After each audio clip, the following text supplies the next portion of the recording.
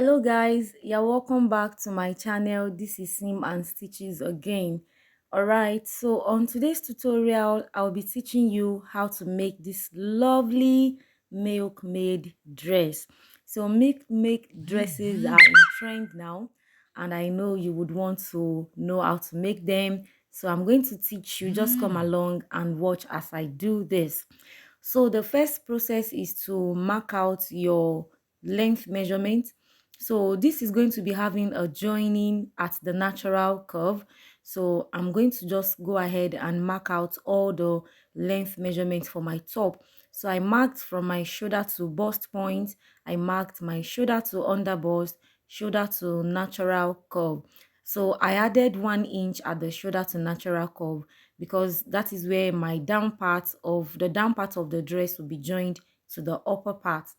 Okay, so after marking the length measurement, I also went on to mark all the breadth measurement, and I also labeled them for easy identification.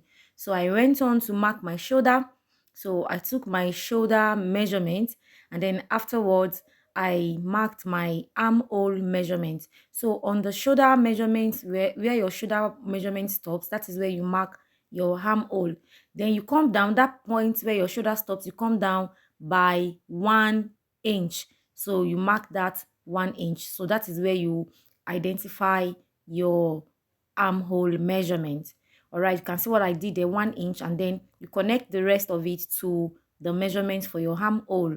Okay, so after that, I measured my shoulder to high bust. So I'm going to need the high bust because that is where the neckline will rest on for this particular design. So you mark your shoulder to high bust.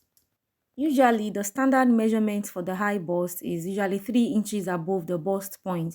So if you didn't remember to take it on your clients, you can just mark 3 inches above your bust point. All right, the next thing I did now is to mark my round measurement. So I took the bust measurement on the bust line or bust point line. I marked my bust measurement divided by 4. I also went on to mark my under bust measurement divided by 4. I marked my natural curve, which is also waist. You can call it high waist. So I marked it divided by 4. And then the allowance line, I marked what I have on the natural curve divided by 4 with the allowance. Then I connected the lines together as you have seen in the picture. The next thing, I went to my armhole. I located the midpoint of my armhole and came out by 1/2 inch. Then I connected it to the round measurement that I have. Now you are done with the first part of this design, the construction of this top. You are done with the first part. All right, so the next thing you do now is to cut out this part, the under bust, from the high bust to the under bust part. You cut it out. So this part is going to be worked on afterwards. So you cut out this shape carefully, just this part from your high bust to your under bust. That is the part that we need to manipulate on. So you set the other piece aside, and then you place this one. You're going to be using the slash and spread method to achieve volume. So you mark 1 inch interval. Look at what I'm doing. You mark 1 inch interval all through. You can see what I'm doing there. I'm trying to mark it at the top and at the bottom in order to have a straight line. So you mark it like that from the top to the bottom of the pattern. So after marking it, then you connect it together with a straight line. You connect the dotted lines together into a straight line. You can see what I'm doing. So you connect it together, you go ahead and mark it with a straight line and connect it to give you different sections on each of these lines. So after doing that, you cut it out. You separate each one of them. Not that you are cutting at the top, you are leaving at the bottom. No, we are cutting it all the way through. All the way through, you cut every piece out such that you have each line. So as you are cutting, I want you to also observe to label each piece because you are still going to align them together. So to not be confused, you can just go ahead and mark it like that. Then the next thing you want to do is to place these pieces on a new paper. You can see what I did. I numbered them and placed them on a fresh paper. I extended each space by 2 inches and I placed it according to their numbers to give me the right positioning. So I placed it like that, held it down with my paper tape, and I have this piece now. So this is the piece that you're going to be using to cut your fabric. You're going to this what you just did here is to give extra volume to that bust area. You can see what I'm saying now. You give extra volume to that bust area. So this is just what I did in this video. So afterwards, you're going to go ahead and cut out the part that you need. So this is the original pattern paper for the chest area. Triple set pieces.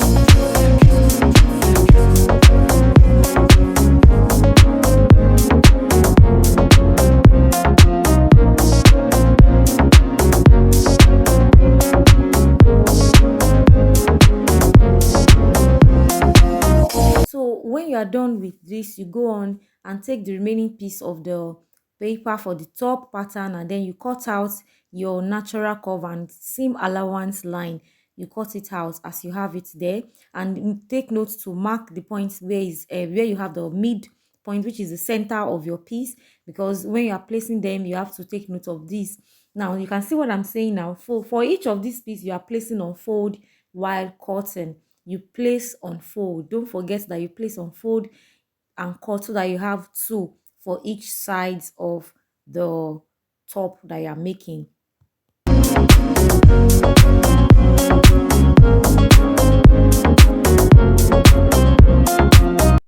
So after you have done that, you can go ahead and cut out your fabric.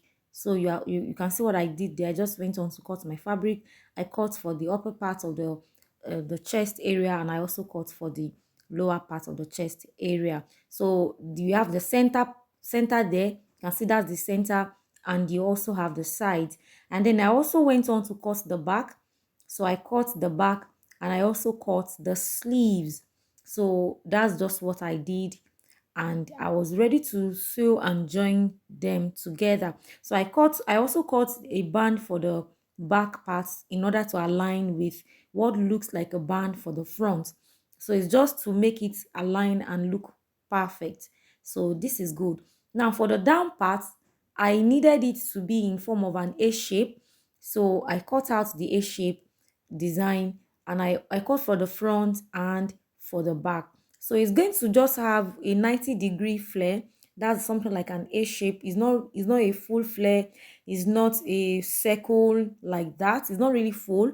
It's just 90-degree. So that is what you have. I measured the hip measurement. I took the natural cover, the waist measurement, and then the length that I need for the dress. And that was what I did here. So the next thing, I have already joined the down part with the top. You can see what I'm saying here. So I joined it together. Now at the midpoint, you have an entry. I'm going to slit that open because I'm going to be passing a rope at the top part of the top. You can see what I'm saying. This part that I actually fold, you can see now. Can you see that there is like a folding or a pleat or a slight gathers connecting the underbust to the other part of the top section? So this is just to give it a bit of fold, or let me say gather, to give it that, that's what makes the Milkmaid dress unique and special. So then I went on to join the lower part with the upper part. You can see what I did here. I joined the two sections together to give me just one piece for the front. The next thing, I cut my 1.5 inches line that I'm going to be using for the belt. So belt, or let me say the rope that I used in passing in inside of the top, the upper part of the top, I folded it in. So I had already sewn it here. So I'm turning it in to turn to the right side. So I just went on to turn it. I turned for the front, for the right side, and also for the left side. And when I was done turning, I inserted this rope inside the narrow space that I have created for the upper section of the top. So you can see what I'm doing. They're very easy and simple technique to do. So such that this looks like a drawstring. I can release it. I can adjust it to fit into whatever shape or measurement that I want. So it's just having a drawstring. Yes, that's it. A drawstring is the word. So I did for both sides. I inserted for the left side and I inserted for the right side. And then at the center, I did a slit open opening for the two ropes to come together for me to tie them and then loosen them. So it's just so convenient and easy and stylish as well, because this rope gave me the access to tie it whichever way I wanted. I made it in form of an alternate, and I also did it in form of just a bow, to give it a bow for my client to rock. So it depends on what you want. Now when you are making this, you have to be careful when you are passing the rope in order not to pull it too much. So I held it down with my pin and I took it to the sewing machine and I stitched it up. You can see what I did there. I pinned it and I stitched it up. So you do for the other part as well.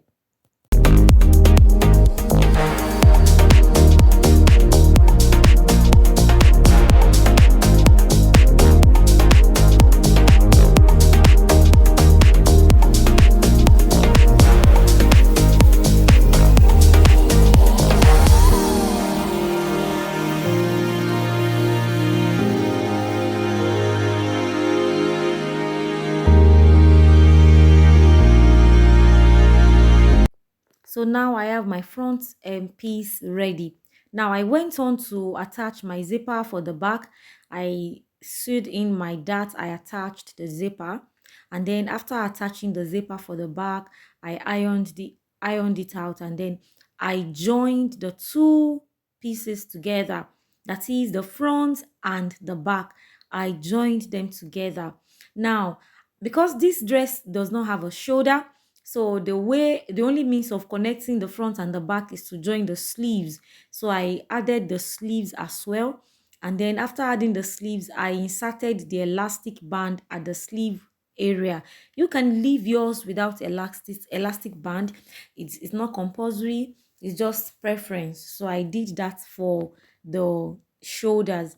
And after that, I also inserted elastic band at the wrist area of the shoulder, the hem area of the sleeve, sorry, the hem area of the sleeve.